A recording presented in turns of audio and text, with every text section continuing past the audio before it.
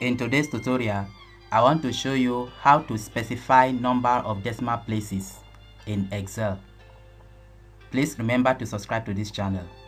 Thank you. So in Excel, I have these figures.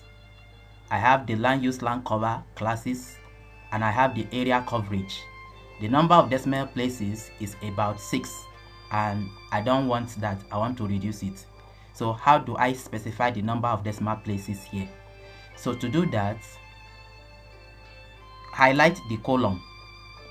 You can come to format, or as you highlighted the column, right click and you see format cell.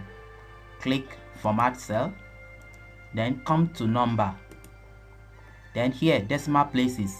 Then you can specify whether you want it in 3 decimal places or 2 decimal places. So in this case, I want it in 2 decimal places. Then click on OK. So you can see it has reduced to 2 decimal places. So this is the way to adjust or specify the number of decimal places in Excel. Thank you for watching.